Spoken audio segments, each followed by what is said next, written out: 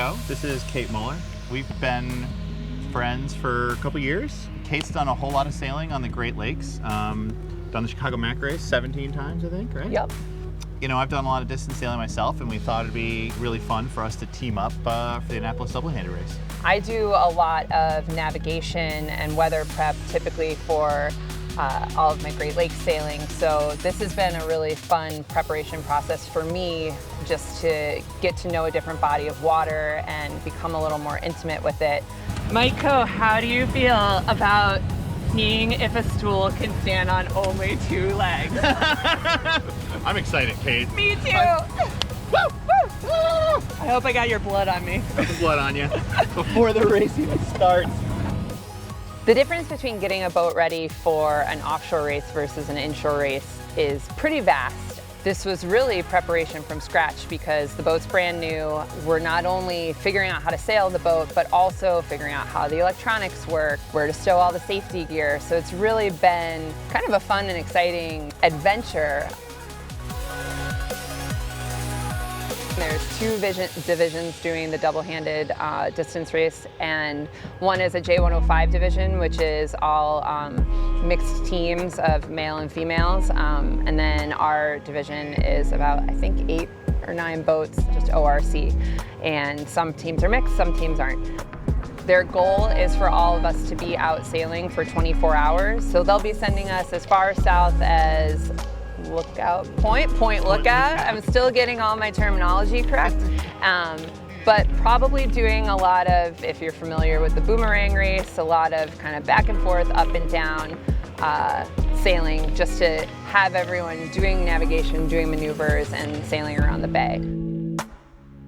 So right now we have a list of 40 marks, right? Yes. And some obstructions, and they're going to select from those marks 3 hours before the start. Based on how fast we think we're going to be going, where do we think we're going to be on the bay when certain shifts are occurring, obviously the geography, and the big thing for me is like fish traps are a thing I've never heard of, so I marked all of those yesterday because I'm terrified of them.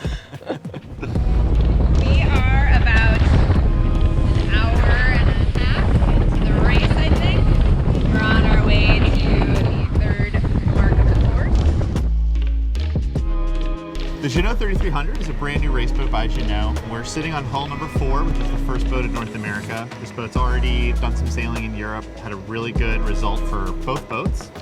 And the boat is designed to be capably sailed by a full crew, but it really targets that short-handed, single-handed, double-handed sort of event. And they're expecting the boat to have a lot of popularity, again, as we see the rise of double-handed sailing, and especially mixed double-handed sailing. Some of the cool things about this boat is there's a really kind of innovative hull shape that takes advantage of the different speeds of the boat as it's beneath its hull speed and then once it's at cleaning speed. And like a lot of the big kind of high-tech offshore race boats, the rig and the keel in the boat are moved way aft from what you might see from a more traditional kind of around the buoys racer. And they're really just trying to optimize towards that long distance, medium distance race sort of thing. We're excited to check it out and see what it can do. Absolutely.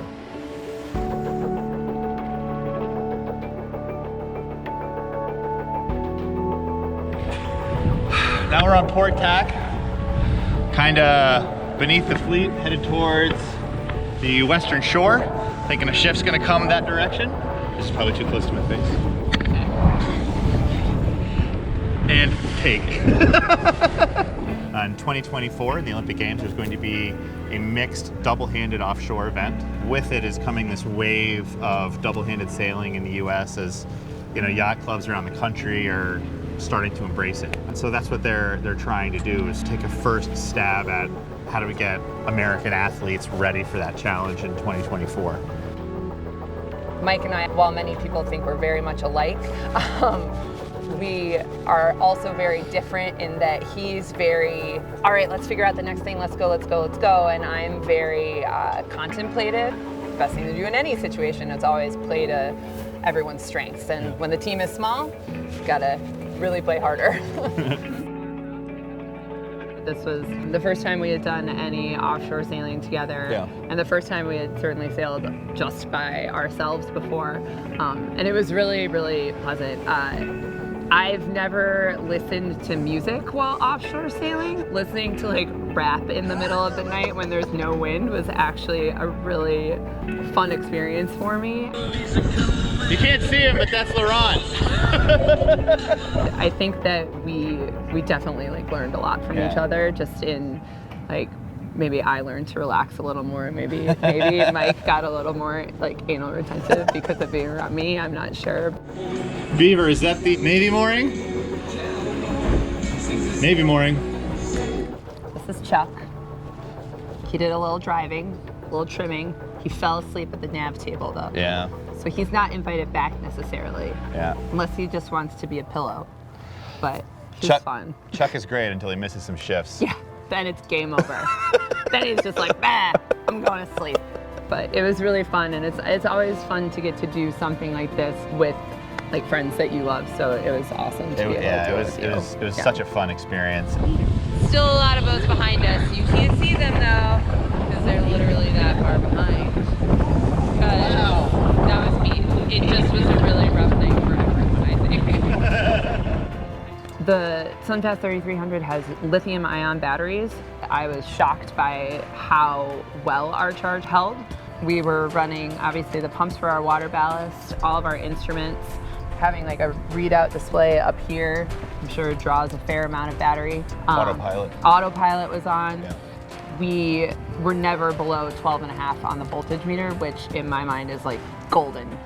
You know, that's like you're starting your day at 12.5. So. We didn't run the motor after the start to charge. We never charged the batteries the whole entire time, and I'm pretty confident we could have sailed another at least 12 hours without even like considering charging the batteries. Yeah. So that was really nice. We found that once the breeze got over 10 knots, we wanted to use the water ballast system, and it was a huge improvement. The controls for that are right here on the inside of the companionway, so it was really simple to hit the button and fill up the water ballast. And it was really simple to hit the button and empty it when the breeze got under that kind of 9-knot threshold. One of the really cool things about sailing with Kate, I thought, was that we fill in the gaps in each other's skill set really well. Kate is a very strong and accomplished navigator, and she brought that to the race. And I feel like I brought a lot to the table in terms of, you know, setting up the rig and setting up the sails and that kind of thing. And we sort of 100%. let each other be in our zones, and we complemented each other and worked together really well, and we each had our own kind of areas that we were responsible for. The Annapolis Yacht Club double-handed distance race I thought was a fantastic event. I think for a first time out of the box, never having run an event like this before, it was a spectacular success. The amount of support from the yacht club and the community here was really incredible. It was really fun. Like, it was a unique opportunity to do something like this that I certainly never have had before. So it was a great opportunity for me personally to stick my feet in the water of double-handed racing, because I'd never done it before. So they did a great job of making it accessible to me. So it was a great event. I'd do it again and look to get more involved in the future.